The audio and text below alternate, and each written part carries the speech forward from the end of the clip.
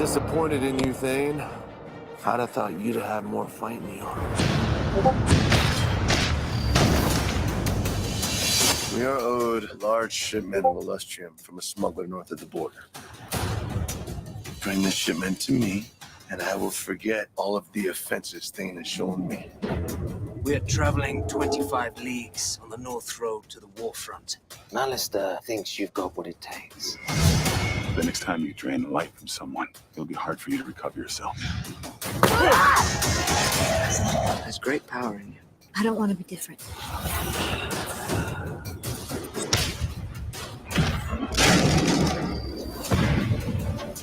Zorlak is looking for you, but he must not find you. Free your friends. Take your place at my side. Guess that means your friends are dead. What have you done?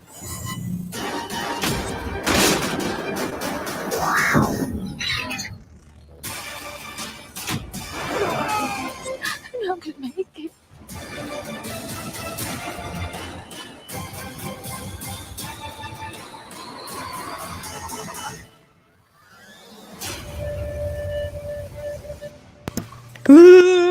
Hello, everybody. How are we all doing today?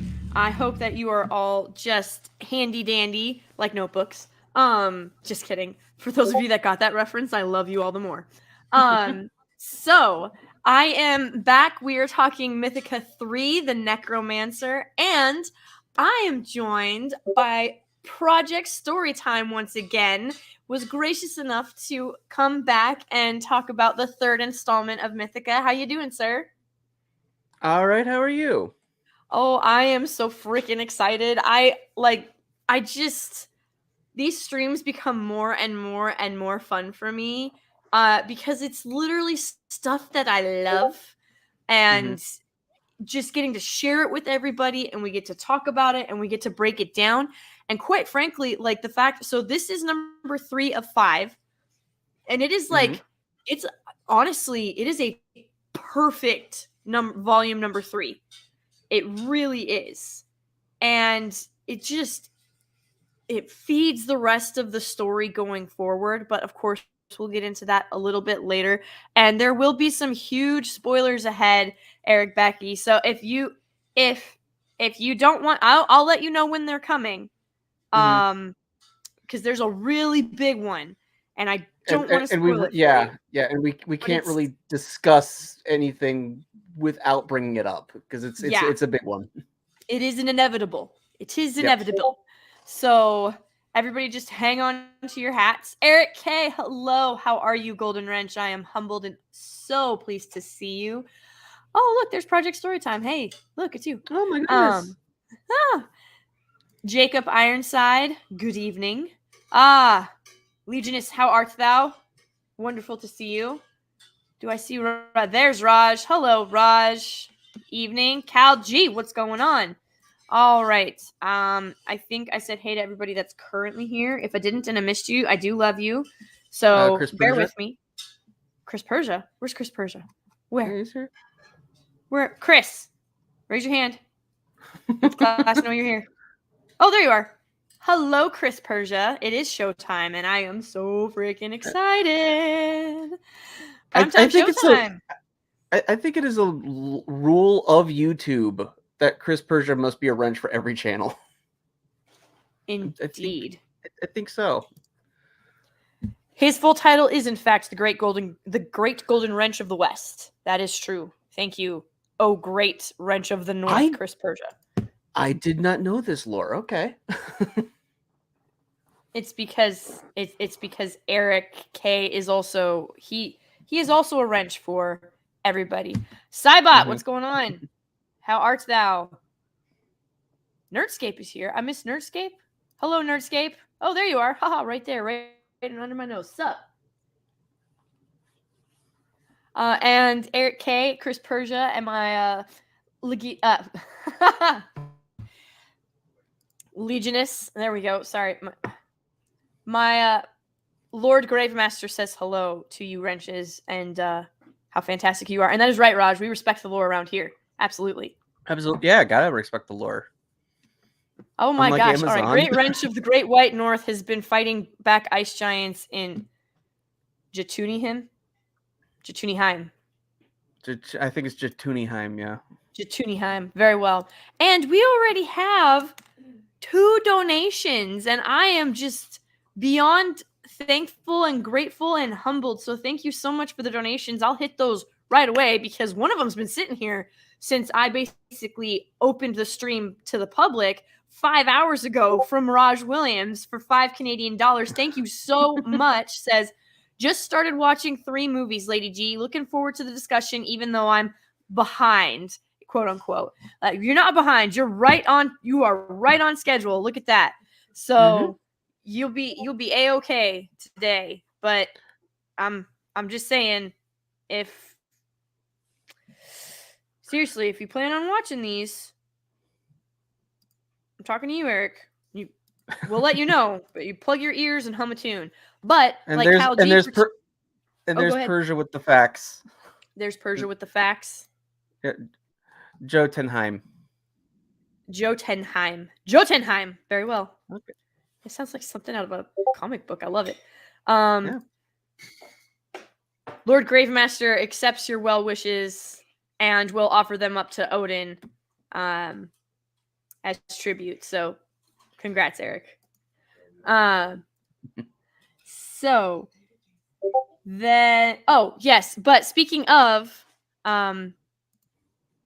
so Cal G for $2.75 missing Y chromosome.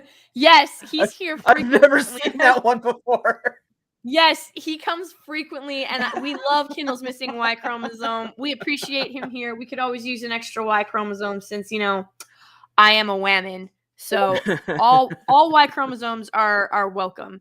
And this is, in fact, the way to lab 3. Kindle's missing Y chromosome, not lab 6. But that's okay. You can tuck in with us. You'll be just fine. But Cal G for $2.75 says, Lady Gravemaster, hums, copyright overlords. Yeah, nah, fam. We don't do that here. Ain't that the truth? Just like 3 seconds of humming. And they were like, nope. So, good stuff all around. Well, as you can see, first and foremost, the hater still lurks somewhere, some way. And if we get manually taken down, I just need you guys to hang out for a few seconds. We'll come literally right back as soon as I take the trailer off the screen, and then we'll put it back up later because I like to live dangerously. Also, this is, I think, I love all of these movies, but they are each fantastic in their own way, and they add to the story, which obviously it's supposed to because it is a series of films, and it is getting to the point which, we need. So I just love that each of these films, because I'm not saying that they get incrementally better, but they each have their own specifics that really come forward to let them shine in their own ways. And I mean that sincerely. This movie, this particular film, though it adds to the overarching story, it very much is its own movie. And you don't get that a lot today, which is just sad. And I love and appreciate how well this movie folds into the mythos. What do you think, Project? Yeah. I mean, I rewatched it shortly before we came on, and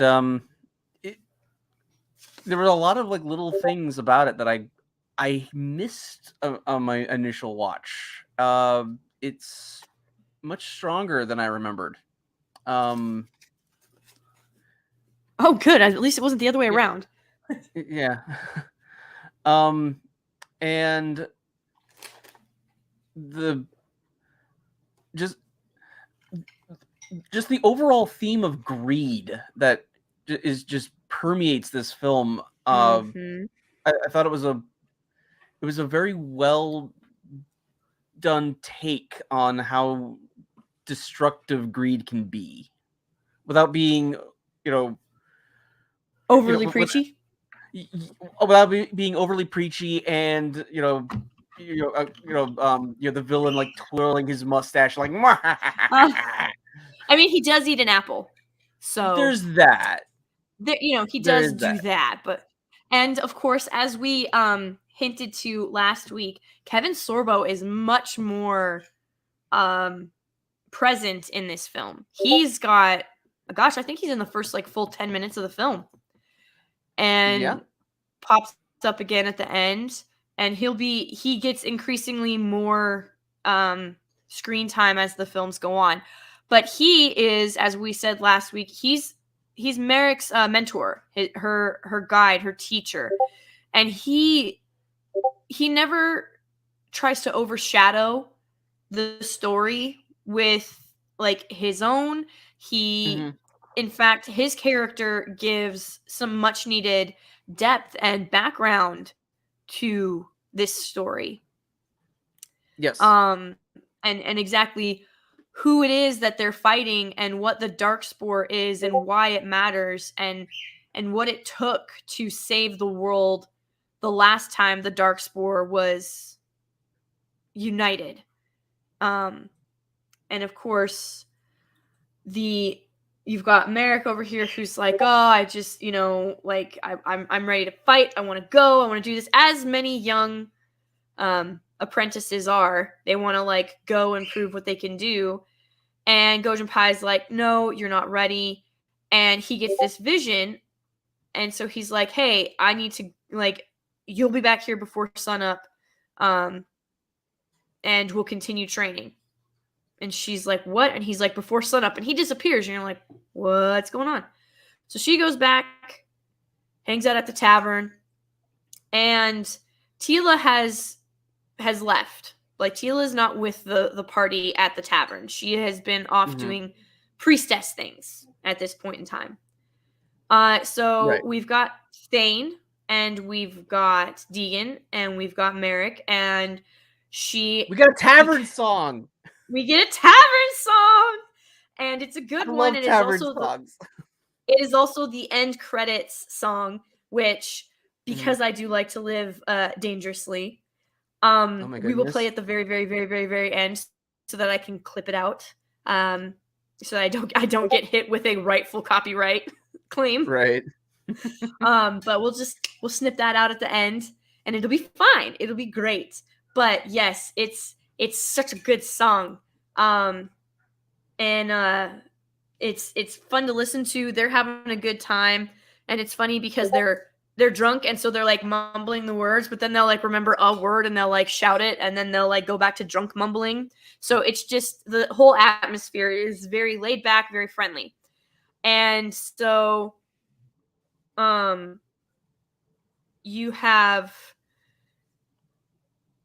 talk a lot more about the bad guy in this one as well. And the bad guy has a name. His name is Zorlok. And Go Junpei goes ahead and lets Marek know that, hey, not only does Zorlok need the Darkspore, which you find out through him has the ability to raise anything that is not in a hollowed grave. In a hollowed grave. So you find out the Darkspore, if it's not in a hollowed grave, he can control it. He has power over life and death with the Darkspore. So you're like, God dang, okay, the stakes just went up like 30,000%, and we're only 3 minutes into the movie. This is great. Because you get an idea, like you get a sense, because anytime Marek touches the Darkspore, her Necromancer side like comes out and like wants out and wants the Darkspore, wants to do this stuff, and wants her to kill. And so it is literally because she loves her friends, and because she so desperately wants to prove that she's more than this cripple who was born with this thing, that she's capable of something more than what everybody thinks she is. But she fails. Like, Go Junpei kicks her butt, and then Zorlok kicks her butt, and then she kicks her own butt. Like, you're like, yes, you can do it. No, you're not doing it. That's not how that works. Oh, Deegan just got shot in the side. Okay, that's great. Sorry, little grave master. We had a slight incursion. It's all right though. Just checking to make sure all was well. But so we're at the tavern, and as I said, and I bring this up for a very specific reason. Tila was not with them. She was off doing priestess things and trying to figure out what her path is. Well, Thane, she walks into the tavern after everybody's finished singing and whatnot, and Thane's like, Tila, and he like runs through, because remember, he's been in love with her since he saw her in friggin' film 1. So like he's been in love with her for a minute. But he's exceptionally protective of her. He absolutely adores her, but completely respects her. And she's like, hello, Thane, I've missed you. And he's like, am I not the one that you've wanted to see the most with your eyes? Like, he's trying to be all poetic, but of course, he's slightly drunk, and so it's not as eloquent, I think, as he was hoping it would come across, which is fine. So Tila's like, I'm gonna go get something to eat, and she just kind of leaves. So Thane, being Thane, he pounds himself the drink that was in his hand. Or no, actually, I think he picks it up off of the fireplace and just drinks it. Somebody else's drink. He just drinks it. Yes. Yep. Yeah, that's what happened. He takes someone else's drink and he pounds it. Just one-shots an entire pint. Yeah. So Tila's up Reminds me of college. Yeah. Oh my gosh. So Deegan is being a flirt because he's a rogue, and that is what Deegan does. That is who Deegan's character is. He is a flirt. And and so he's flirting with Marek, and he's like, let's go somewhere, just you and me. And she's like, go find an old mistress you can talk into a discount. And he was like, no, come on. And she's like, no, I gotta go because Gojin Pai is expecting me and I'm drunk off my butt. So training was already bad for her that day, but then she decides, oh, you know what, it was hard enough today, I'm gonna try and do this inebriated, because that's smart. So you could also tell there was a part of her that was also, she wanted to stay with him. Yes, she was like intrigued by it. She was like, yeah, no, I can't. Like she it was pulling for her, but she was like, no, I gotta go. So Gojin Pai, good old Kevin Sorbo, coming in the clutch and preventing her from making bad mistakes. Drunken magic. Oh my god, that needs to be a comedy film like yesterday. That is a fabulous title, Raj Williams. Thank you. No bar fight yet. I mean, there's like little skirmishes going on because it's a tavern, but there's no giant tavern fight yet.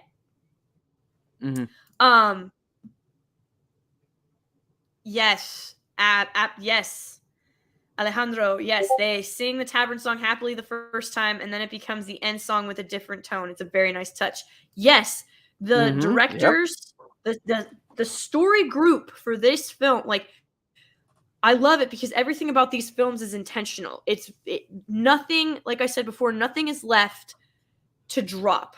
And they really did not drop any story threads. So if you remember last week, Marek was a slave.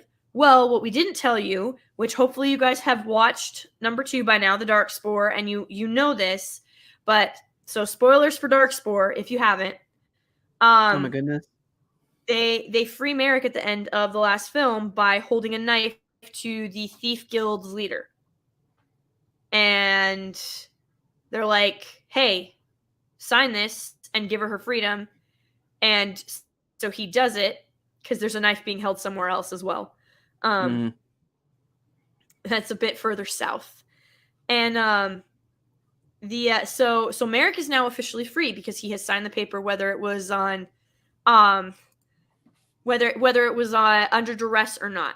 So because of this, you can imagine that the Thieves Guild leader feels very slighted at what they did for Marek and the fact that he had women in his bed who witnessed this. And giggled. So his pride is hurt, and he is also a very greedy man. So Thane, so Marek leaves, and Thane tries to persuade Tila to stay because she's like, I need to go do evening prayers. And he's like, oh, just stay with us. You know, surely the gods are as tired of your prayers as I am. And you can take one night off. And so she leaves. Well, of course, now because Deegan has nothing better to do, he comes over and he starts teasing Thane. And is like, she's unattainable. You can look, but you can't touch. Like, what did you think was going to happen? And of course, because Thane is a man of honor, he would never touch without Tila giving him permission because he swore these oaths to protect all of them, but specifically Tila as well. Right. So this becomes really important here in a second because Thane almost punches Deegan's lights out for good reason. But then he follows Tila. He's like, I'll see you back at the cave to Deegan. Tila's praying, and you find out why. Do you want to tell them, Project, or should I? Go ahead. Go ahead. Okay. Well, yeah. Tila is praying because she is confused about what path she should take. Because we've said that Thane has been in love with Tila since the start. And Tila has had an affection for Thane, but it has not really been anything more. It has now grown into something more. But she's a priestess of the goddess, and so there's rules that come with that. Meaning she's not supposed to love she's not supposed to fall in love with a man. It's a big no-no. Right. And the priestess has already, or the goddess that she serves, Anisette, has already withdrawn her blessing from Thane. So Tila couldn't heal Thane. Okay, well, it's obviously she could see that one of her priestesses was falling for this mortal. And he was becoming a distraction. Yeah, a distraction, essentially. Like he was now taking up some of, and of course, so the gods are greedy as well. Keep this in mind. They want all of the devotion and all of the worship to themselves. This is not uncommon in fantasy and lore and fairy tales and stuff like that. And it's usually seen as a pious, very, very good thing, as long as the gods don't get greedy. When the gods get greedy, then you run into problems. Like what happens when Tila, Thane shows up. He's like, hey, I just wanted you to know, I know what it means to make an oath, and I know what it means to break one. I would never ask you to do that. I am your brother in arms from here out. And Tila doesn't say anything. And he's like, that's about what I expected. So Thane starts to walk away. Now Tila is really torn, but she decides that she's gonna so she calls out Thane's name. He turns around and she goes for it. I normally don't care when two characters hook up, but this becomes important because now Tila, the goddess goddess has completely cut her off because Tila hooked up with Thane. And now the group has lost their white mage. Yeah, they have. That's a problem. They have no healer. It proves to be a very big problem. Tila can't heal anybody anymore. Not just Thane. Like, nope. It's she's completely cut off. And yes, Raj, the gods are jealous gods. So the two of them do what consenting adults do. We'll throw that word in here because I know how much some people love it. And this scene right here that you see right now, Thieves Guild leader comes and Thane's on like cloud 9. He's like, yes, like finally I'm with Tila. It was as wonderful as I thought it was going to be. And then the leader of the Thieves Guild sends his men. They find their hideout. They're now the Red Thorns because of Gojun Pai's story from earlier. And that was his old group. That was his old group. And so she sort of adopts it, not really understanding exactly what it is because that has happened because she doesn't know the full story. And so Thane is actually doing pretty good. He's like, he stabbed a guy. I think 5 of them come into the cave. So he stabbed one of them. He's bashed 2 others' heads together. And then he turns around and one of them's got a knife to Tila's throat. And that's when he stops and he like he like submits, but they still knock his ass unconscious anyway. And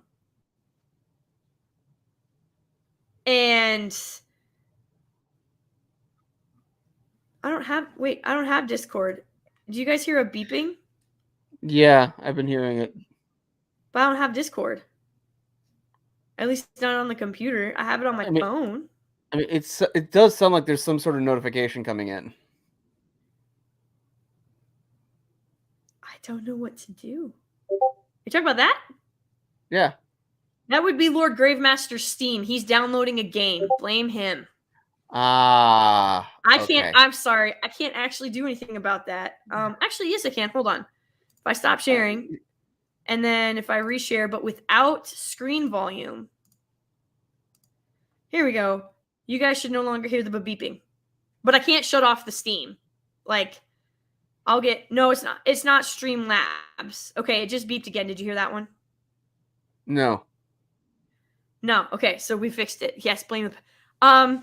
In this case, absolutely, because it's like, it's his game. I don't know what to tell you. Steam is Raj. Steam is it is a it's an a video online posting game site. Yeah. So, I mean, I don't blame the patriarchy at all, since I bought one earlier today as well. See, there you go. It is all the patriarchy's fault. Listen to that. I'm just kidding. Okay, hopefully the beeping is all gone for you guys now. I'll still hear it, but like, I don't know. I guess I'm so used to it that it's just like a thing that it's just white noise to you. Yeah, it's literally white noise to me. So, but I forgot where we were. Oh, they get Thane because they hold a knife to Tila's throat, and he's like, son of a biscuit. Because, you know, he's not gonna swear in front of his lady love. Right. But he actually doesn't say anything. They just knock him unconscious. And they drag him away. Well, Tila comes to after Marek and Dagan have returned. And they're like, whoa, what went on here? And like Tila is like trying to pray, but the goddess is like, yeah, no. Meanwhile, Gojin Pai was fighting off a bunch of undeads. And as one does.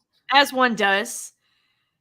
While Thane was being kidnapped, Marek, the reason she wasn't there is because she's helping Gojin Pai deal with a bunch of the undead.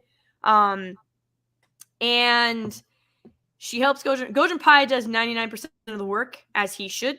Wipes them all out. He uses a hold on. Did we talk about the guy with the shipment at the very, very, very beginning? No, we didn't. The eel. We did pop over that. Because that's kind of important. That is kind of important. There's a guy at the beginning and you have no idea what he's doing. He's in a cave and he's licking stuff. He's licking rocks. And you're like, what in God's name? And then he gets chased by soldiers. And so he's got to hide his stash. There's a cache of stuff out in the world that we need to go find. If this is not D&D enough for you, then nothing will be. This has got to be the most D&D of all the movies. Like from a story plot line, yeah. From a story plot line, absolutely. This has got to be the most D&D of all of the movies, not going to lie. So he hides his stash and he runs out the cave. He is important. I'm sorry that I grazed over him. I was just so excited for the tavern singing. I just wanted to get there. It's understandable. And so he becomes important in a minute, as pointed out. So Gojin Pai told Marek, he's like, hey, don't leave. She's like, where are you going? And he's like, don't leave. Because he goes, you're going to do whatever I tell you? She nods, and he's like, good, stay here, do nothing. And Marek's like, what? But what? I just saved you. Because also, to prove how much of a novice she is, especially when it comes to white magic, Gojin Pai got injured, And so he's like, hey, I'm going to pass out. I'm going to need you to cauterize this wound. And right after I do this spell, he kills the rest of the undead and passes out. And she's like, oh, shoot, sorry. And then when she's trying to cauterize it with magic, she lights his entire left side on fire. Yeah. And he comments on it when he wakes up. He's like, I don't think you had to burn my whole side. And she's like, I panicked. It was quite funny. But yeah, you see the flames just start to they just go woof. And you're like, probably didn't need that much. Just saying. So, it's quite funny. So Thane's been taken away. Gojin Pai told Marek to stay put. Marek and Deegan come up on Tila after Thane's been taken and their hideout has been trashed. And she's like, he's got Thane. And they're like, crap. So they go to try and pay for Thane. And that doesn't go well at all. At all. Thane's hooked up in this device that's, it's got a name. Do you know what it's called, Project? I forget what they called it. I mean, it's like a guillotine, only with a giant spiked slab of rocks, basically. Yeah. So, yeah, but if it comes down, it'll crush his skull and impale him because, why not?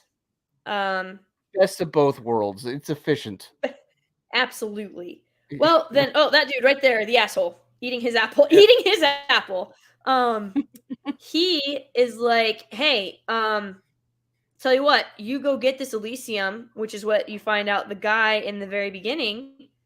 It's the mold on the it's the green mold on the walls of this cave. Yep. Which is why the guy was licking rocks. Extremely valuable. Very, very, very much. It is a drug. It's called sniff. Well, it gets changed into drug. It can get processed into sniff. And so you find out that all these people at the northern border are hooked on it, but because for some reason soldiers are there now, and then nobody really knows why at this point. Eel could not get his shipment out. So there is a break in the supply chain. There we go. So didn't they actually use that actual line? Yeah, pretty much. They're like, he's gonna save our supply chain woes, or they're gonna fix our supply chain woes. They're like, yeah, you three. Okay. Could you fix the one in my grocery store? I'd appreciate that. Right. I'm all about that. So Thane goes ahead and he gets to stay behind, and as insurance, obviously. So that is to make sure they come back. Because Marek even tries. She's like, hey, the northern border is really big. I'm gonna need Thane while we search it. And oh boy's like, yeah, no, you're not getting Thane. So he sends his henchmen with and who has these magic beetles. Yes, but is a truly terrifying guy. Like, props to this guy because he just oozes, do not F with me. Yeah, he is an intimidating person. Mm-hmm. Absolutely. So, they're like, fine, we'll go get your stuff. And so they agree to it. So they leave. Tila, is in tears. And I don't chuckle because it's funny. I chuckle because I don't think he actually realizes the grab. You gotta remember, guys, Thane got taken away almost immediately. He doesn't realize Tila's been cut off from the goddess. Mm-hmm. So he calls after Tila. He's like, no regrets. And I'm like, no, I'm pretty sure she's regretting a whole hell of a lot right now because she is completely cut off from the goddess. She has no ability to heal. She guys, Tila's storyline goes very dark in this film. She is not where she was the optimist and the purveyor of hope and the one who was like, hey, we need to keep going. It'll be all right. The gods have a plan. The goddess will guide us. No, you get none of that in this movie. Like, Tila is straight up, she's broken at this point. Well, yeah, because I mean, she lost being a priestess, Mhm. so all she has left is Thane, and that's being threatened now. Yep. And she's very distraught. She's very upset. She does something that is completely out of character. This is the film where this is the part of the story where Tila is doing things out of character, out of her normal character, where she's always been very merciful and have always tried to protect like the weak and always help anybody she could. You see how fast that gets shut off with Thane's life in the balance, because she straight up, the evil henchman that is with them, yeah, she gives up an innocent person to get information out of that innocent person, and would have let the guy. And she's well aware that the guy will kill people. Yes, well aware of that fact. And Tila's like, yeah, F it, don't care. I'm gonna go tell him, and goes and gets him, and like, it causes all kinds of problems and issues. But so we have what? 1, 2, 3. We go questing. We go on a walk. We go on a quest. Well, you also need to establish the magic beetles. Yes, we have magic beetles, and Henchman sends them back to the Thieves Guild leader to let them know that they are still progressing, and that he's not dead. If he goes a day without sending one, Thane will be killed. Thane will die. What good is she to Thane if she can't heal him? They love each other, Eric. What is the matter with you? It's called love, okay? Like I said, normally I don't care when two characters like hook up or whatever, but in this case, it's the catalyst for the whole damn movie. Like, they got together. I suppose you could make the argument that because Thane is constantly getting impaled and hurt and injured, he kind of needs someone to heal his injuries. He can go find somebody else who's like an old man that he will not fall in love with. But yes, the point is not lost on me. No, the healer can't heal. Okay, look. Yes, guys, I get it. Trust me. It becomes all the more important later, okay? Mm-hmm. Yes, we have Thane is the tank. Absolutely. She is the healer, 100%. She can't heal, and he's busy doing the ultimate tank thing, which is literally about to be impaled for everybody else. That's kind of just what happens. I don't know what to tell you, okay? They are playing their roles perfectly outside of the fact that we no longer have the tank in the party, and the healer that's in the party can no longer heal. But, but other than that's what happens when you roll a 1 on Constitution. I don't know what to tell you. Yeah. Yes, there you go. They rolled a 1 on Constitution. But, so, we have, my water glass is singing to you now. So, off they go a-questing. The magic beetles are getting sent home. And we're looking for a general first because he knows, so he's the middleman to the eel. So they go out looking for him. There is a battle happening at the northern border between men and monsters. And henchman dude is like, all right, I'm going to go find the captain. And Marek's like, not without me, you're not. And then the guards won't let anybody else pass. So, like, Deegan and Tila are sitting there, and they just have to, like, watch them walk away. And this is especially hard for Deegan at this point because he is developing real feelings for Marek. And up to this point, and Tila even points it out because Marek talks about true love, and Tila's like, teases him. Yeah. So Marek never takes Deegan's, like, advances seriously. And when when Tila's like, oh, it's to hear you talk about love like this it's endearing. And she's like, and Marek's like, do I come off that cold-hearted? And Tila's like, well, you've literally never even given Deegan a second look, even though he's clearly pining for you. Like, she doesn't say that in so many words. She says it in a much more priestessy way. And yes, Right. priestessy is the word I'm going with. I'm sticking to it. I like it. I approve. There you go. Look at that. It's I'm not. sealed I approval. will not. I will not hold this whammon down.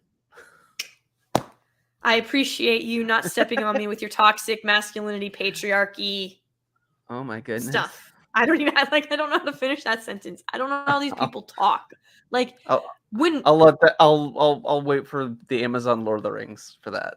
oh yeah, no, that's gonna be a bloodbath. But we're not gonna talk about that right now because this is the nostalgia Nirvana stream, and it would not Right. be Nirvana if we got into that. So we ain't gonna do No. that. So we meet the captain. Bad dude. Marek actually beseeches him and is like, hey, like, my friend is in trouble. I'm here against my mentor's orders. He's probably never going to teach me again because he straight up said that Zorlok needs necromancers. There's not very many of us. In fact, I may be the only natural-born necromancer on Earth at this point. And that means he wants me, so I was supposed to stay and hide. But here I am doing the hero's thing because it's my friend. And Captain's like, you're so sweet. What are you doing with him? And she's like, please. And so he tells her, and then she's like, thank you. And then they leave.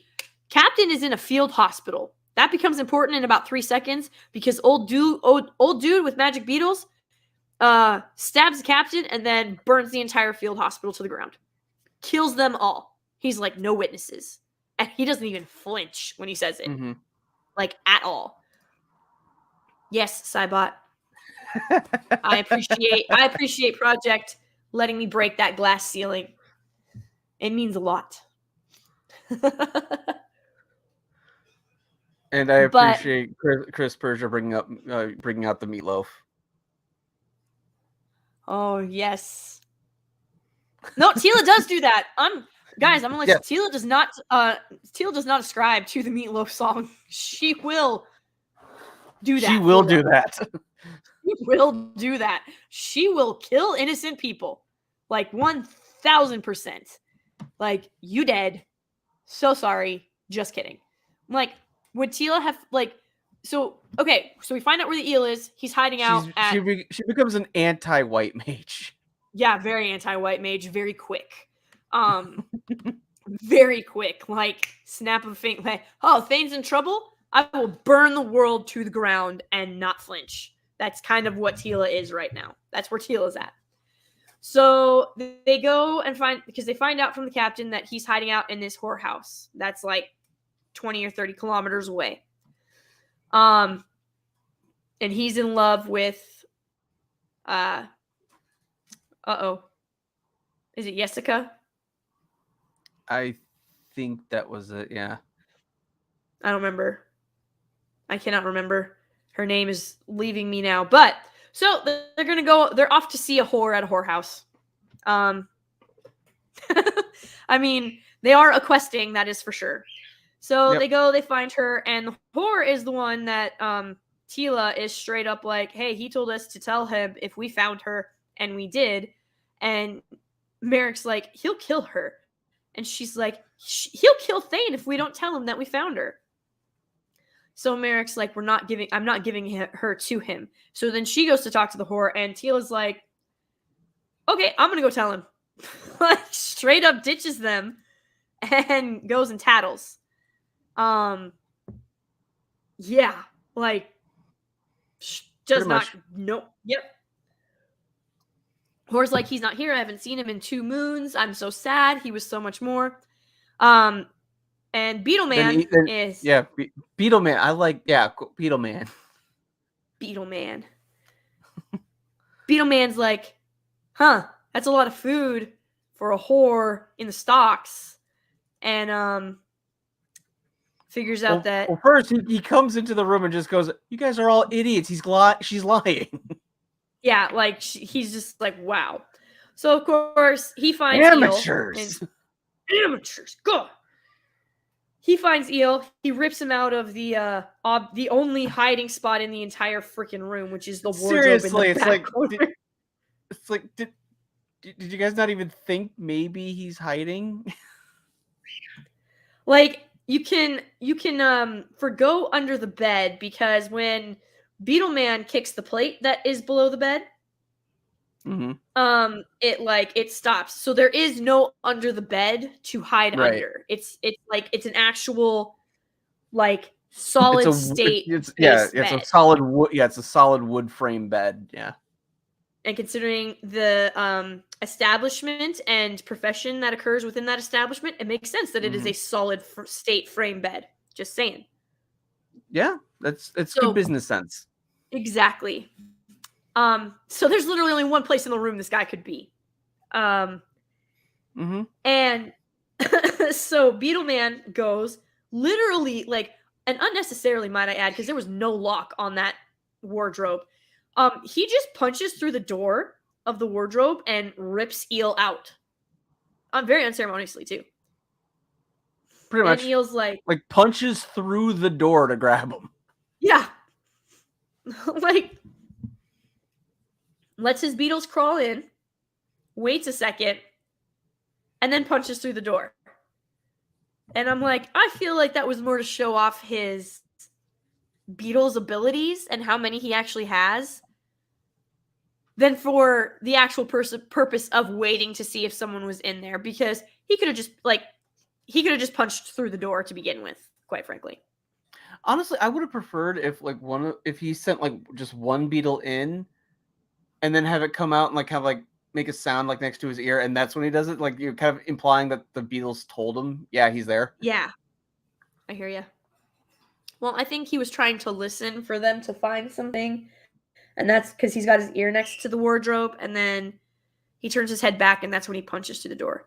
But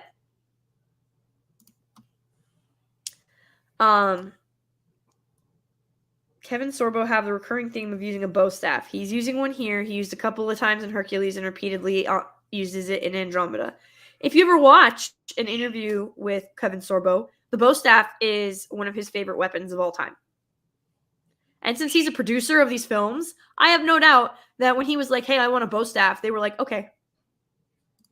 I mean, yeah, he's a roguish wizard, so why not?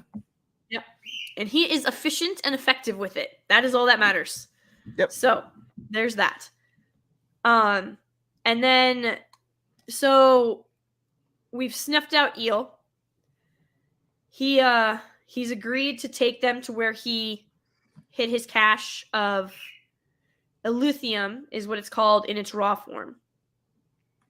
And it's apparently, the amount he has is worth 20,000 gold pieces. So, yeah, that's a lot. It's very valuable. Mm-hmm. And he takes him to the cave, and he's like, see, it's overrun with soldiers. And he's like, Beetleman's like, I don't care. Yeah. And he's like, I just want your shipment, because these soldiers are burning the elysium. And he's like, what are they doing? And Beetleman's like, I just want the shipment that you are owed us is what I want. I don't care if they're dumping, burning, whatever, stealing the rest of it. Like, I need what was promised to us. And what? Kevin, question in advance for making the series with us a bow staff. Yes. Granted. But yes, so it's all well and good, and so Eel takes them to where the cave is. He shows them the soldiers, and he's like, they're Jagorians. I don't know, but and then Marek sees a guy standing up. There's this tent. There's a general's tent on this hill, and there's a caped man standing there, and he's looking in their direction, Mhm. but And they're she all get- hiding behind. Like they. She Go ahead. flat out has like a Luke Skywalker moment where you're like, Mhm. I'm endangering the mission. I shouldn't have come. Pretty much, yeah. Like, there's a lot of homage to Star Wars in this episode. For real. Yeah. And awesome one. We've hit some nostalgia, but we're sticking to the show for most of it. I've stayed on track. I'm doing pretty good. We have also not had any donations that have asked me if I play tabletop games. So there's that.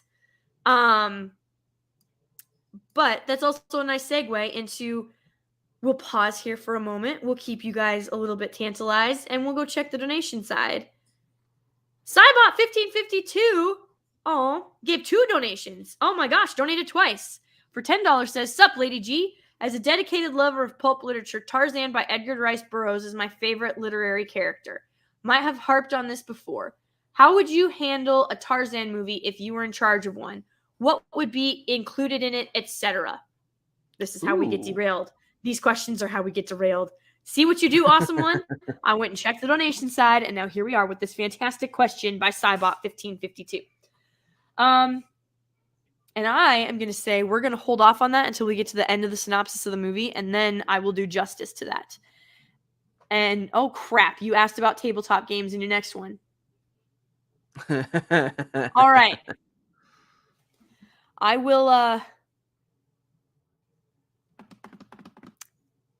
going to refrain for right now, Cybot. I'm going to come back to you. We'll come back because I think we all remember how far into the right I went with last week's question. So we're going to stay the course this time.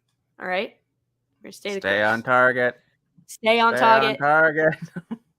Kevin, I will need a bow staff. Stage crew chuckles. Sorbo stares unfazed. Kevin, am I a joke to you? Oh, God. Could you imagine? Just give Kevin Sorbo what he wants. Just give the man what he wants. And if it's a bow staff, give the man a bow staff. Kevin Sorbo seems like I hope I get the chance to meet him at a convention or something at some point. He seems like a cool guy. Yes, he does. Very down to earth. He's very strong in his Christian beliefs too, which is kind of cool to see. And he really draws on that. He definitely draws wisdom from somewhere, life experience, mostly, I'm sure. I play Chutes and Ladders and Life and Monopoly with my little grave master munchkins. Yes, but we are staying on target. Yes, just pay the man. We're gonna. That's actually straight out of The Mummy. Just pay the man, and let's get the camels. Could have traded him for your sister, but then he sees his sister, and then he's like, nah. God, I love The Mummy. I'm gonna have to do another nostalgia stream on it because it is just that good. I would do 1,000,000 nostalgia streams on it. But here we are talking about Mythica, and we've left off. Marek has had this straight up he's like, that's Zorlok. He knows I'm here. This is not good. I need to go. And she freaks out Deegan. Deegan's like, you're literally scaring me right now, and I'm an elf. So remember, Deegan's an elf. He's already in his 70s. So he's been around the block. And Tila doesn't care.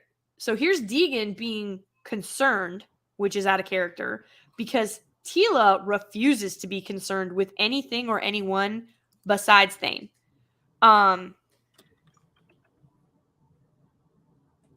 So I'm trying to think exactly what happens next. They go down into the cave where Eel has hit it. What did we call it? I forgot now. Elysium. Elysium. There we go. Yeah. Lord, my brain needs to turn back on. But so we find, and then the soldiers attack, and so Deegan is like, run, and Marek's like, no, and Teal's like, you need to save Thane, and because Eel is like, he's got the stuff and he's ready to go. Beetle Man gets caught in the crossfire and dies. And from streams down. Streams down. Okay.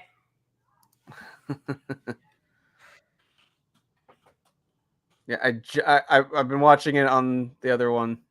Yeah. On Dang another it. tab. Yep. Yeah, so that is 3 of the last 4 live streams I've been on have been gone down at some point. Yeah, mine are. They really they don't like me. I know that you've got to head out here shortly, so we'll just like sort of because we're basically at the end of the movie anyway. Yeah, there's not much left. So we'll rush through that. Are you gonna be back next week? Yeah, Sweet. yeah. I'm usually available in the evenings. It's just Very my wife just told me. nice. Yeah, my wife just told me, "Hey, dinner's ready." Food I'm is like, important. Sustenance. it's like, yeah, and I skipped lunch today, so yeah, I kind of want some lunch. Yeah. I like food. I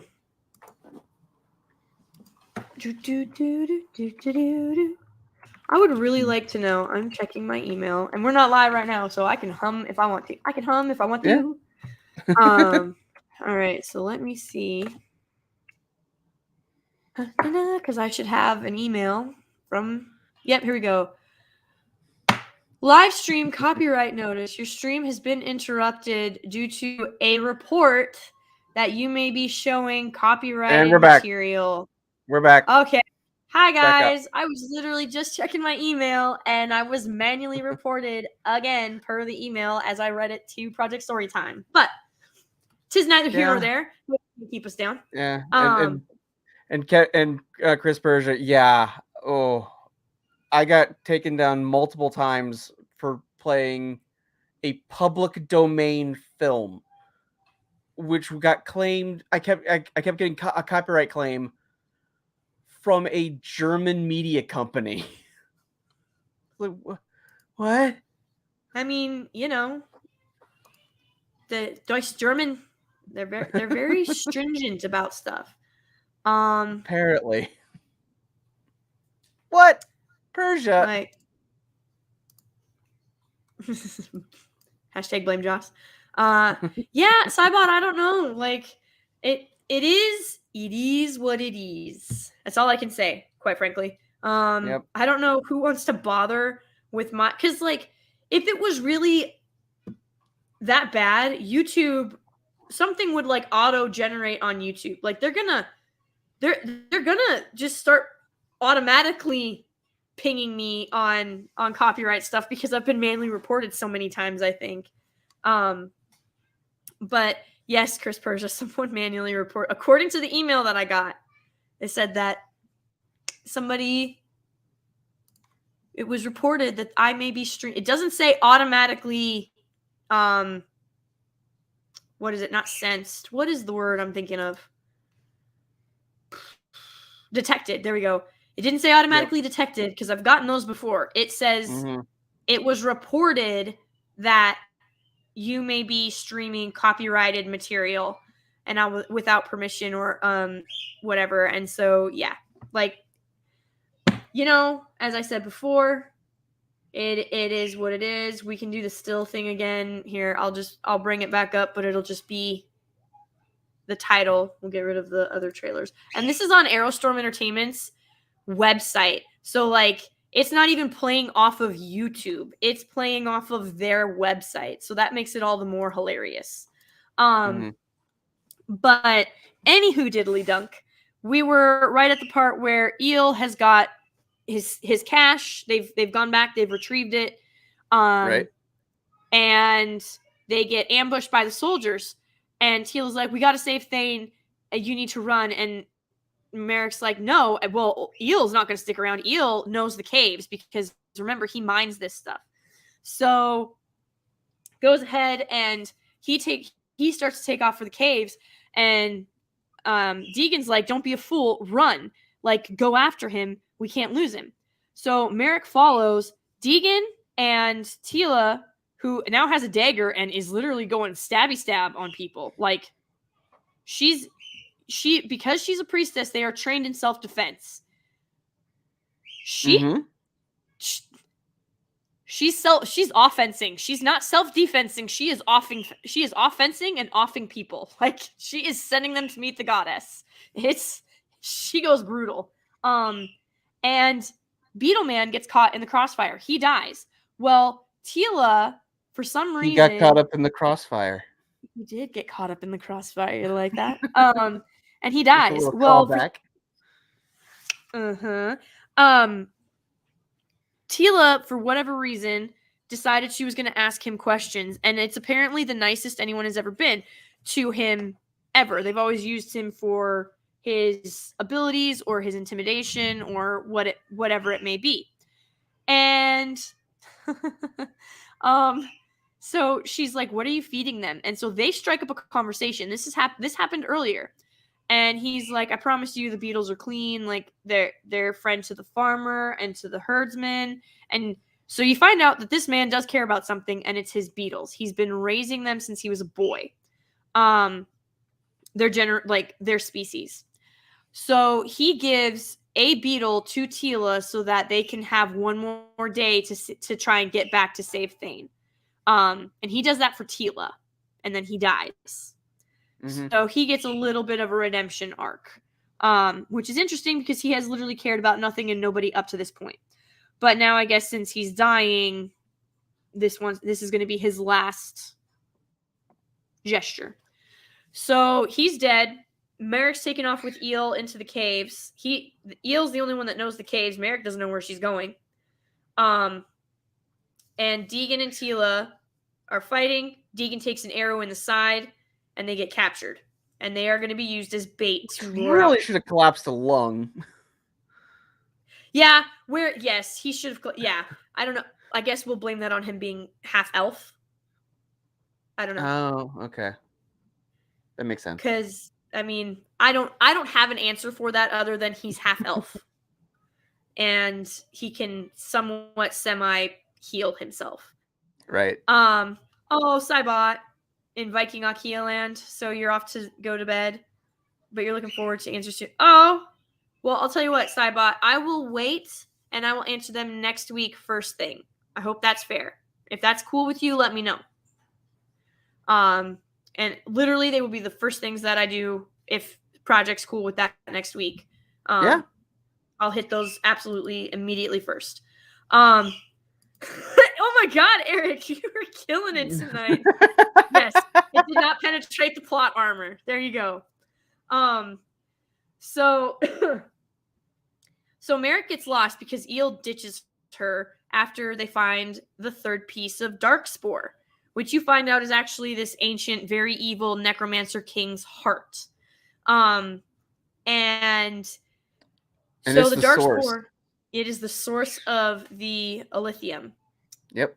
And he's like, and so Eel is like, I could create an empire because remember, this crap's valuable.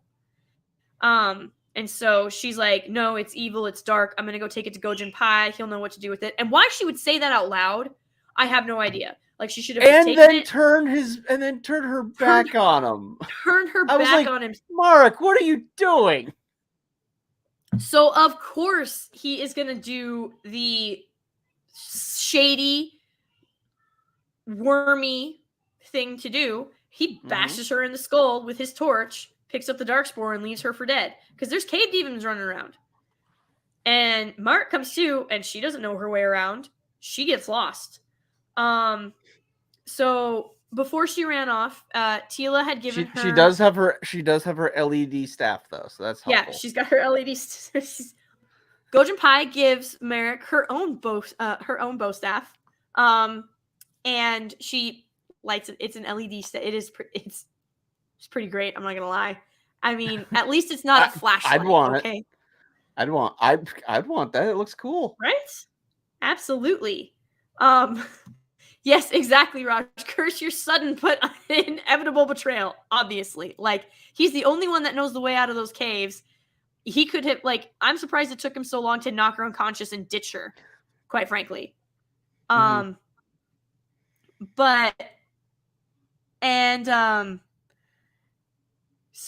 Marek's in the cave. She's lost. Tila and Deegan have been kidnapped. They're kneeling in front of Zorlok. And he's like, Marek's going to be your undoing. She will join me. Like, I will have the necromancer at my side. And so you find out that it is not Zorlok who is the necromancer. It is, in fact, Marek who is the necromancer. We haven't found out why Dun, yet. dun, dun. Bum, bum, bum. There has never been a natural-born necromancer. But now it's Marek. We don't know why. We're not sure what has happened. And all we know is that for some reason, based on everything that we've heard, Anisette wouldn't heal her because of the darkness inside of her. Mm-hmm. So she's got this twisted leg because of something that was out of her control from before she was born. And now you find out that she is, in fact, the only natural-born There's other necromancers, but she's the only natural-born one. And you find out it's not so natural the way that it happened. So it would... Yes, Eric, it was obvious, but not that she's the only natural-born one. Man, you just no mercy tonight from Eric, I tell ya. Well, remember Tila has a magic beetle now. So but instead of sending it to go save Thane, she snaps back into old Tila mode, and she goes ahead and has the beetle go rescue Marek. So the beetle is showing Marek the way out of the cave. And Marek was actually preying on Tila's necklace because Tila had given it to her during the quest and was like, it's gone cold and silent. I can't hold it knowing this. So she gives it to Marek, and Marek's like, okay, but I'm going to hold on to it until you need it again. So Marek gets out of the cave. She finds, it's so obvious that it's a trap that I don't understand why they wouldn't like try to do something else, but it's clearly a trap. Marek goes anyway because Tila and Deegan are tied to a post on top of a hill. Like, yeah, it's like clearly it's a trap, and it's only like 20 feet away from the tent. So, Tila comes back. Or the beetle comes back, and then Marek follows the beetle to them. So Tila sends the beetle to go rescue Thane, now that it's come back to her. And so Marek's like, all right, I'm going to get you guys out of here. And Deegan's like, no, Marek, it's a trap. Like, get out of here. He wants it's a trap. you. It's a trap. Told you. Heavy Star Wars vibes in this one. And Marek's like, let's run. Like, we need to go. Because now Marek has the Darkspore because old boy Eelman got ripped to shreds by the cave demons. His greed, he ran right into a nest of cave demons, and he did. And the Darkspore is just... so much for knowing the caves inside and out. Yeah, the caves inside and out. So old boy's dead. Marek picks up the Darksspore, and she goes to rescue her. She's following Beetle out of the cave, and she goes and rescues her friends. Or she thinks she rescues them. Now, Eric, we are coming up on the giant ass spoiler, but there is no way around it. Like, we literally can't. Marek, Deegan, and Tila are running. The beetle, which they were told by Beetle Man, is prey to nothing. Because Tila asked, what happens if it gets picked off by a bird or something? And he's like, my beetles are prey to nothing. And you straight up believe him. Because, like, damn. And, well, it goes up in magic green fire thanks to Zarlok. And they get surrounded by the soldiers. And Zarlok shows up and he teleports Marek away and is like, takes him away. So now it's... And basically does the join me and together we can rule the galaxy. Or, in this case, the world. It's just one planet. At this point in time, actually, you find out there are other realms, but I digress. Not in this movie. Teasers for next time. So they're like, oh yay, I want to like. So he's like, Marek's like, I'll give you the Darkspore if you just let my friends go, and he's like, it's mine for the taking if I want it. I want you. So join me and rescue your friends yourself. And so she's standing there, and he starts telling. You saw clips of it in the trailer. He's showing Marek things to like try and turn her heart and harden it. The fact that her friends are going to betray her because of what she is, join him. They'll, she'll never be alone. And he doesn't even want her, guys. He even calls her a child. Like, he is not interested in her in anything except for the fact that she is a natural born necromancer. And he can use her for his ultimate goal, which we won't get to just yet because that would spoil movie 5, and I wouldn't do that to you guys. Not yet, anyway. But so Marek's sitting there. She's holding the Darkspawn in her hand, which she had not been able to resist before. And then he's like, use it. Do it. Do it. And she drops the Darkspawn. And she's like, never. And she goes to try and save her friends. Well, who are getting slaughtered. Yeah, yes, they are. It's not good. Like, Tila is literally on death's doorstep. And she's like, Zorlok's like, you're going to pay the price for anybody that defies me. So he walks over to Deegan, and he starts sucking out Deegan's soul. Taking his life force, all that jazz. And taking his sweet time, too. Yeah, taking his sweet, torturing the crap out of Deegan. And Deegan is telling Marek to run, take Tila and run. Like, Deegan is ready to die for the two of them. And but Tila is sitting there. She's been hit and she has no tank protecting her, and she can't heal anybody, let alone herself. So she's like looking at Marek, and she has very low hit points now. Yeah, very low hit points. And she's like, Marek, I'm not gonna make it. She's like, take my life force and save Thane and save Deegan. Tila sacrifices herself. She calls out to Anisette one last time, and it says, please bless me with your glory. God, what exactly does she say? Grant me your glory. Yes, I think that was and it. all of a sudden, this beam of light comes down on Tila, and so now you have old girl is absorbing Tila's life force, completely absorbs Tila. Like, Tila vanishes, her body vanishes. Basically, what did I say backstage? It was Piccolo with Null. Yes, Piccolo with Null. Just sucks him in. Sucks her right in. So she takes Tila, mind and body and soul and life energy into her, and the goddess Anisette has answered Tila because Tila is making where Tila was sacrificing all the people before to get to save Thane, where she was like ready to sacrifice the horse, she was ready to sacrifice the captain, she was she did not care. Right? Mm-hmm. Well, now Tila is she's making the ultimate sacrifice. So Anisette is comes down and gives her a blessing.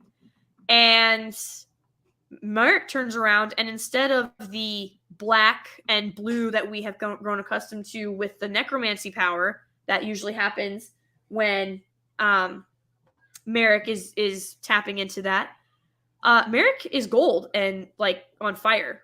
She's got golden eyes, and she's on fire, and she just starts blasting soldiers. And straight up blasts Zorlok back, destroys all of his henchmen.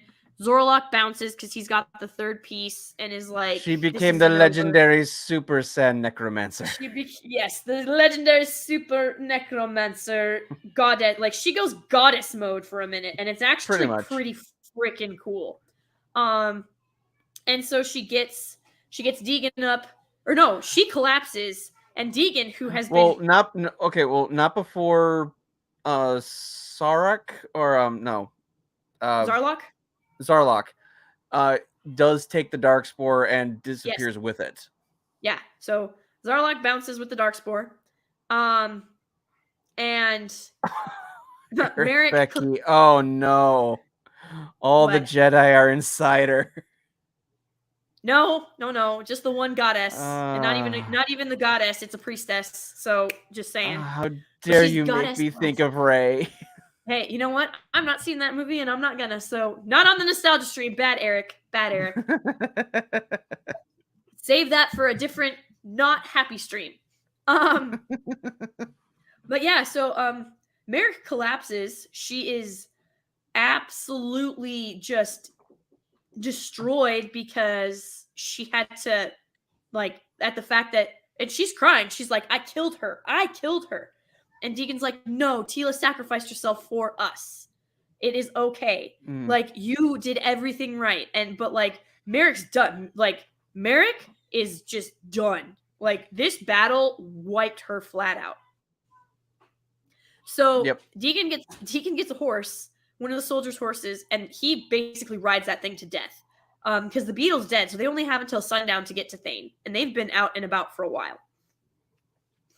So he basically rides the horse to death, and then he finally tells Marek, because Marek is like, she's barely staying on the horse, and he's like, Marek, you need to walk. Can you walk? And she's like, yeah.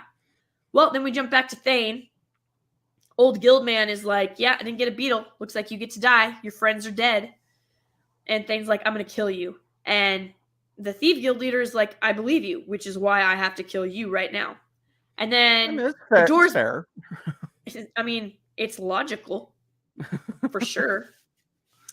And then a beam of light creaks through, and then the doors blast off their hinges, and in walk Marek, who is not quite in goddess mode again, but she's definitely got a power up. And Deegan, and they're like, here's your crap.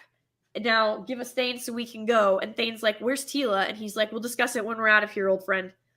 And guild leader's like, yeah, no, you're not leaving. Well, obviously he's not a man of honor. So he gets like 10 archers out. And they aim and they fire on Marek, and then we get a Matrix reference.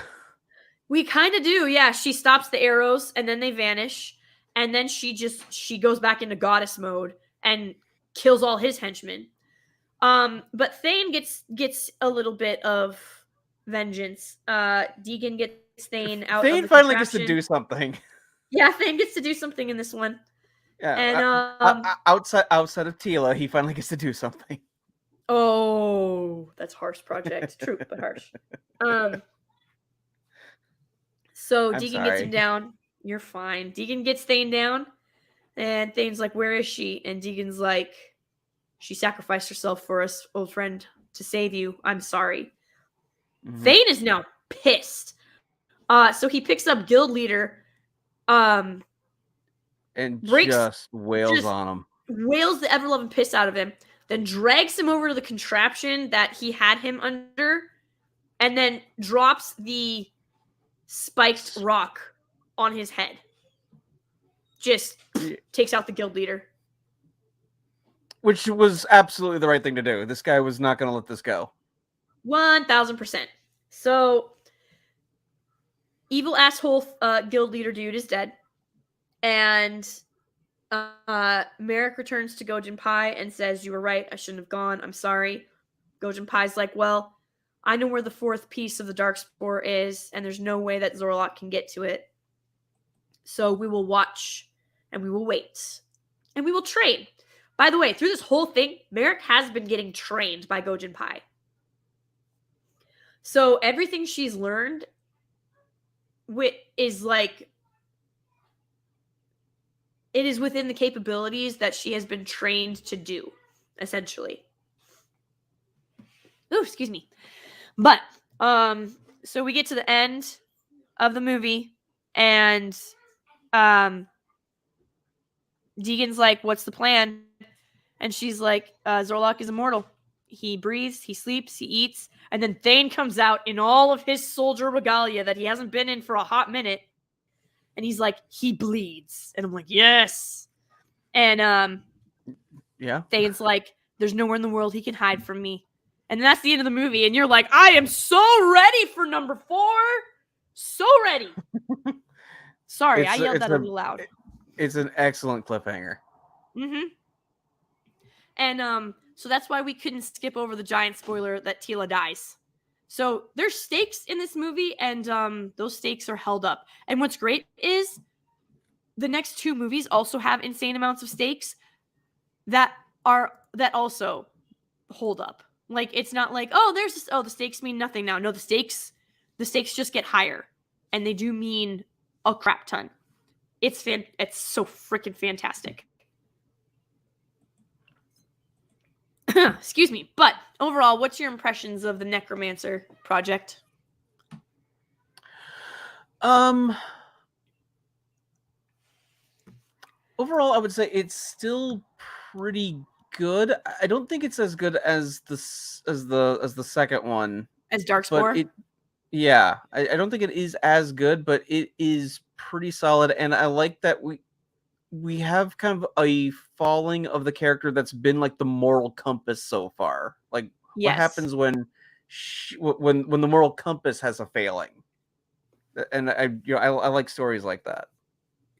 Yes. The whole group goes to crap. That's what happens, by the way. Literally.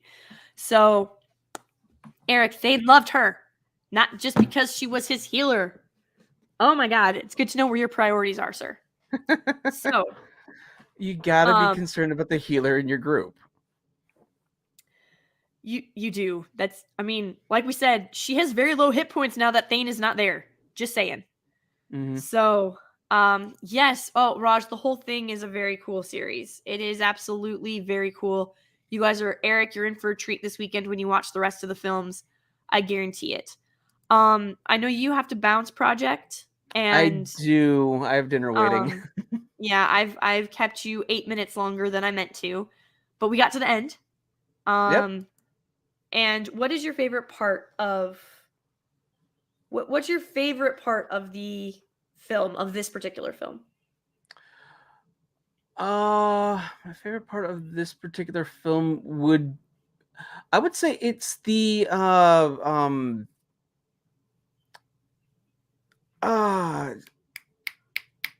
trying to think of the moment and how to vocalize it. If it's when Tila died, you and I are gonna have problems. Oh no. I'm just kidding. Eric, no, Tila's sister's dead. Oh yeah, that happened in the last one. Forgot that happened in the last movie. Forgot to mention that little snippet. Yeah, no, Tila's sister died. That's actually how the second movie starts. Tila's in mourning for her sister. We sort of just blew over that last week. Sorry. Yeah. Tila's sister's dead. Oh, I even had it like something like ready to go for that for when you asked me this question. And your brain shut off too? I'm glad it doesn't just did. happen to me. It did.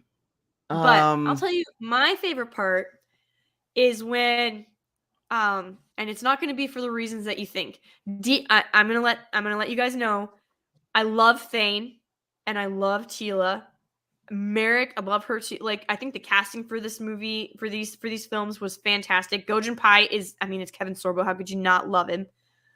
But Deegan is my favorite character out of the whole bunch, and that is only re-solidified in the 5th movie. Just saying.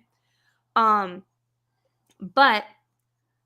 when Deegan finally gets to so Deegan and Marek kiss. And that's not my favorite part. My favorite part is what comes immediately after. So like Marek and Deegan are like, okay, they're kissing and they're about to they lay down on the ground because this is while they're questing. And then Marek sits up and she's like, no, I want to, but I can't. But she admitted that she wants to. And that is all Deegan was looking for. So he takes a deep breath and he lays down, he crosses his feet. And then he gets this shit-eating grin on his face where he's like, I won. And it just so perfectly encompasses his character. I absolutely freaking love that part. That is my favorite part. So, Chris Persia, don't even worry about it. Bear Nerd Fund's memorial stream is totally fine to post in here. It's completely fine. Yes, you got to protect the healers and medics, man, because otherwise everybody else is going to die. Oh, but- I remember the moment now. Okay, yes, I remember. I remember now. Okay. Okay. Yeah. Brain fart went away. Yay. So, when Kevin Sorbo was talking to Marek about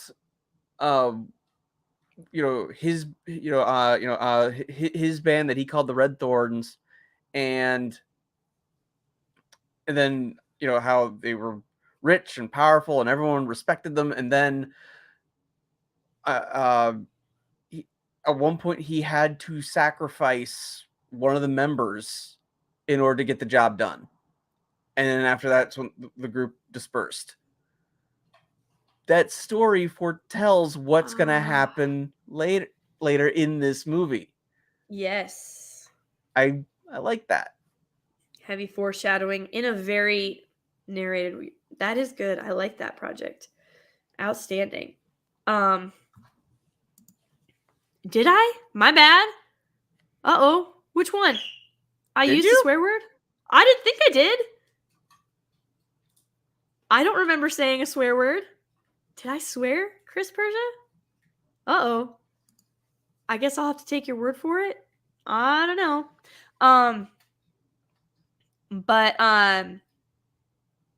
Yeah, so that's a great part too. You're right. So and guys, I gave you a very, like, we went over the highlights. I tried to, sort of walk you through the story this time, because I know last week we got massively derailed. And you know what? It was okay because it was fun. But yeah, that's just a sort of the synopsis of the movie, but there's so many little things that happen, kind of like what Project was saying earlier. Like, on his rewatch, he's noticed these different things, like all of these other, like, every time you watch it, these little kernels keep revealing themselves. So it was more of an aggressive form of poop. Oh no, did I really? Wow, I didn't even hear that slip in. Thank you. I missed it too. I apologize, folks. I must have been getting really heated and into character. I am so sorry. Yeah, Ryan Kinnell, missing Y chromosome. We found you. You're apparently lodged somewhere, like, in my chromosomes right now, trying to get me to swear. But hey Shane, what's going on, Shane Nolan? But without that, so without further ado, Project, I will let you go eat while I wrap up here. But thank you for coming, and you'll be back next week. Yes. Yeah. Yay! And we will be now. We'll do this now. So oh, it just makes me laugh. I laugh so hard. So we've gone over, to give you guys an idea. We have done Quest for Heroes. We have done Darkspore. This week was Necromancer. Next week is the Iron Crown. And it's actually very interesting how this is probably the most different of all of them. Yeah, by a lot. You get way more fantastical stuff coming in. Like, I think this is where you can tell the budget picked up. Like, yes, they started to be able to expand on a lot of things, which is great to see, because they definitely earned it. But this is the most unique of the four, for sure. By a long shot. It's still really good. It helps tick the story along, and it picks up almost exactly where we leave off in the Necromancer number 3. So we are off to the Iron Crown next week. So hopefully you all are looking forward to it. I know that I most certainly am. Well, Project, do you have anything you want to say or plug, or any well wishes to give? So I'm fairly new to doing Star Trek reviews. So the next episode of Star Trek should be out either Saturday or Sunday, depends how long it takes me to record it. And then also you can also catch me on Eris of Chaos's stream at 12 p.m. Central Standard Time on Saturday. I think we are covering a Man of Steel video, if I remember correctly. So Very yeah, nice. check us Very out. nice. Absolutely, go give them a look-see. See what Eris is great. She is a fantastic human being. She's I wish I could be more like her. She's so positive and happy and thoughtful and charismatic. I do love me some Eris of Chaos. She's a fun one. She is a peach. She's a doll. But I appreciate you coming on, sir, and thank you so much for talking with me over these. I mean, they are near and dear to my heart, as anybody can tell who's watched the past 3 weeks of this show and the next 2 weeks of the show. Yeah, it's awesome to get to talk to somebody else who's watched them and likes them as well. So thank you so much for coming on. It was absolute fun. Yeah, no problem. All right. Always happy to talk to you. Oh, good to hear. Good to hear. Well, go enjoy your supper, and we'll talk to you later. All right. See you guys. Bye. Bye. And we are not going to be too much longer. So Cybot, okay, so I just rechecked the donation side. Cybot is not here. And for anybody that doesn't know, Cybot left 2 donations. And I am going to answer those first thing next week. Yes, Josh will be over on Eris of Chaos. They are reviewing Man of Steel. So there you go.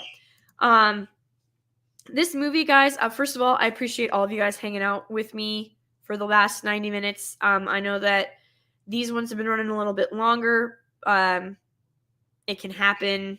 I'll try never to go over 90 minutes. I think last week we went like 2 hours and some change. I won't do that to you guys again.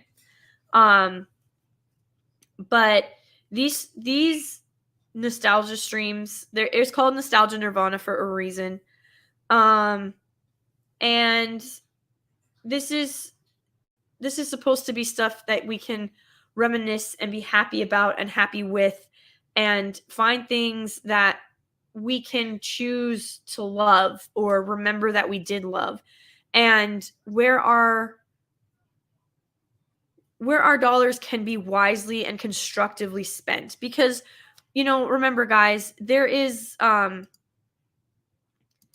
there is a 2-part deal to letting people know, like telling Hollywood or telling studios or telling entertainment industries what we want.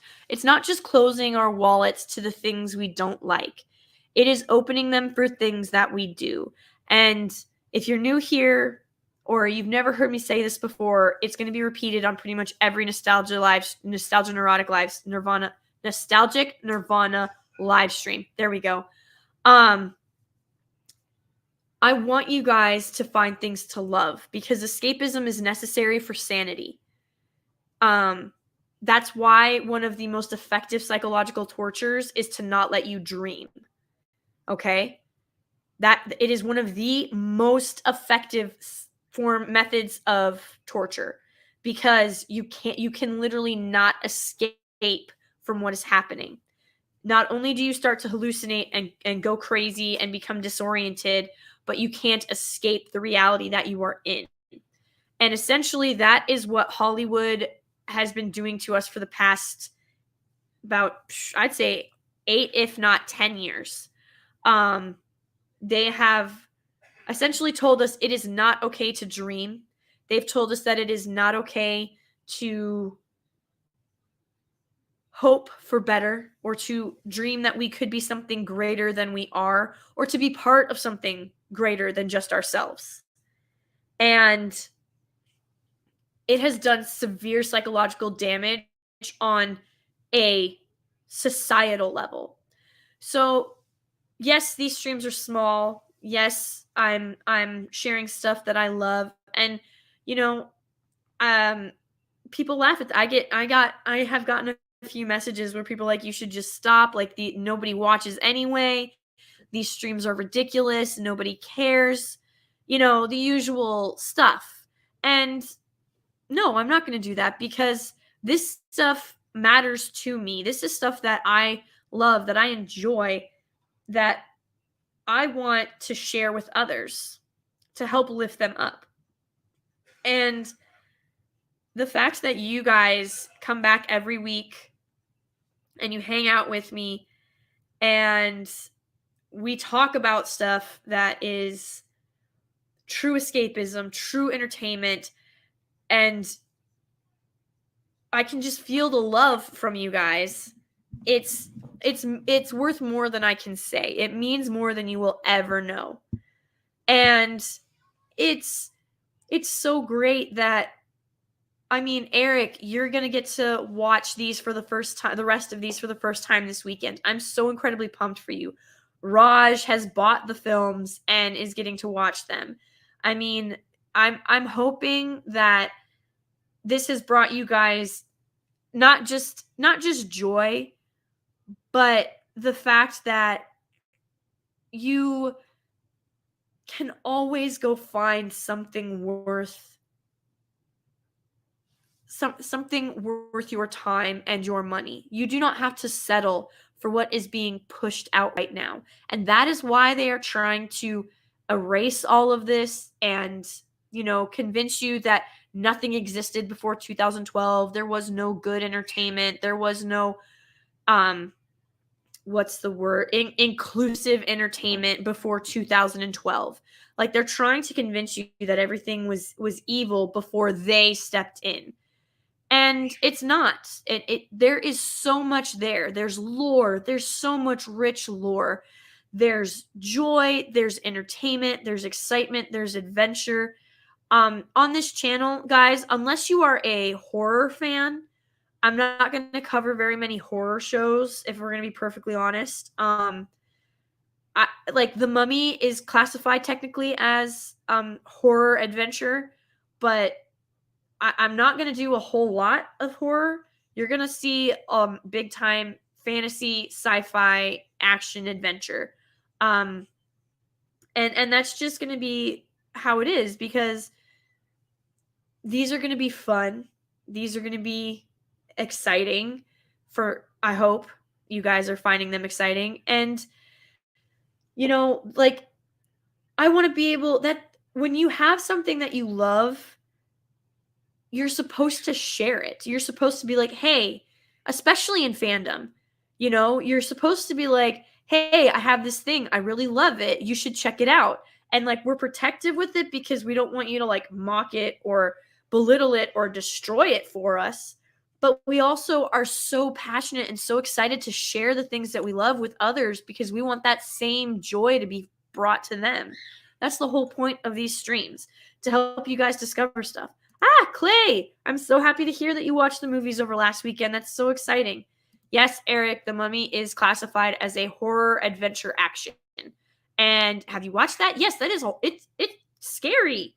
He goes around literally sucking people dry. He turns them into husks. That's terrifying. So are the Beatles. Like, truly, truly terrifying stuff. But it's just so much. There's just so much out there that I've never even seen. Like, I love when you guys shoot me suggestions or ask me if I've seen stuff. Because if I have, then we can nerd out over it together. And if I haven't, well, then I get to grow my sphere. I get to find something new. I get to discover something new. And that is just as much joy. Like, when you guys share stuff with me, that brings me just as much joy as when I get to share stuff with you. So I do truly appreciate it. I appreciate you guys wholeheartedly. I really do. Remember, next week we're gonna do Mythica: The Iron Crown. It is the 4th installment out of 5. And Stunning and Brave Megatron. I'm glad to hear it. I can't wait to read it. Yes, Rachel Weisz does kill it in that film. Absolutely. Evie is a badass. And you're right. There was no one that, like, they didn't have to just say she was a badass. She literally just was. And she proved through action that she's pretty A-okay. So I hope this brought a smile to your guys' face. I hope you guys are looking forward to watching or talking about number 4 and watching it this weekend if you haven't. I cannot recommend these enough. They are streaming on Amazon. I think the third one might actually be I think the one we just covered might actually be unavailable on Amazon right now if you don't already have it purchased. Because I looked, and 1, 2, 4, and 5 were there, but 3 was not. So that's also why I kind of wanted to give a little bit more of a deep dive into this one. But I think we've been going for almost an hour 45. I will not keep you guys any longer. I'm pretty sure, you know, I know everybody has stuff to do. So the fact that you guys stayed and hung out and got to know a little bit more about Mythica and the universe of it and all of that really does mean it means a great deal. I don't know. I think Comics Division, if he's not already live, he should be going live very soon with his Thursday night throwdown. About an hour. So yeah, so Comics will be going live later tonight. So definitely go check him out. Always a good time over there. And I will, let's see. Next weekend, not this weekend, but next weekend, I will be over on Lethal Lightning's channel where we will be doing our monthly Sailor Moon discussion. We're going to be covering manga volume number 5. I cannot wait. They are some of my most favorite streams of all time.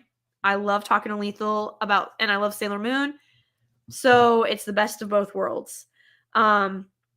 Monday, there may be a stream on this channel. So keep your eyes peeled.